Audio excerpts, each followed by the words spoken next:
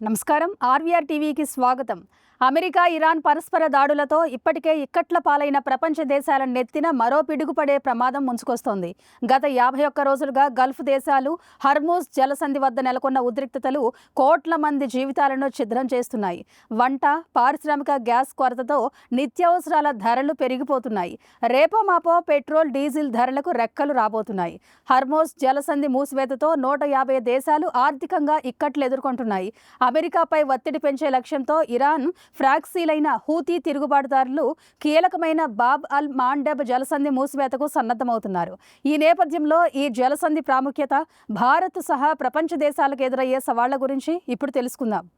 Bob అల్ మాండెబ్ జలసంధి భారత్ సహా Asia, ఐరోపా, ఉత్తర అమెరికా, పశ్చిమాసియా దేశాలకు అత్యంత కీలకమైన జల రవాణా మార్గం. ఇది యమన్, జిబౌటి మధ్య ఎర్ర సముద్రం, అరేబియా సముద్రాలను కలిపే 30 కిలోమీటర్ల వెడల్పు మాత్రమే ఉన్న సన్నని జలసంధి. అంతర్జాతీయ వాణిజ్యంలో 12 నుంచి 15% ఈ మార్గం ద్వారా జరుగుతుంది. ప్రధాన దేశాల మధ్య అధిక శాతం ఎల్ఎన్జీ, ఆహార పదార్థాలు, చమురు సరఫరాకు ఈ జలసంధే ఆధారం. ఏటా 95 లక్షల కోట్ల రూపాయల విలువైన సరుకులు రవాణా జరుగుతాయంటే ఈ జలసంధి ఎంత కీలకమైనదో అర్థమవుతుంది. హర్మూజ్ జలసంధి వద్ద భారత చమురు రవాణా నౌకలపై ఇరాన్ కాల్పులకు పాల్పడిన నేపథ్యంలో భారత నౌకలన్నీ అక్కడే ఆగిపోయాయి. ఇంతలో మరో ప్రత్యామ్నాయ మార్గమైన బాబ్ అల్ మాండెబ్ జలసంధి కూడా మూతపడితే భారత్ గొంతు నొక్కినట్టే అవుతుంది. అదే జరిగితే క్రూడ్ ఆయిల్ ధరలు బ్యారెల్కు $150 పైగా పెరిగే ప్రమాదం పొంచి ఉన్నట్టే.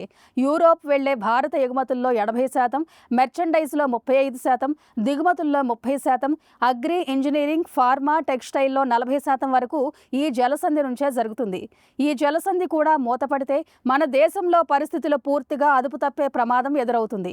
అందుకే ఈ జలసంధి మూసివేత వార్త ప్రకంపనలు సృష్టిస్తోంది. ఇలాంటి కరెంట్ అప్డేట్స్ కోసం చూస్తూనే ఉండండి మన ఆర్వీఆర్ టీవీ. లైక్ చేయండి, షేర్ చేయండి, సబ్స్క్రైబ్ చేయండి.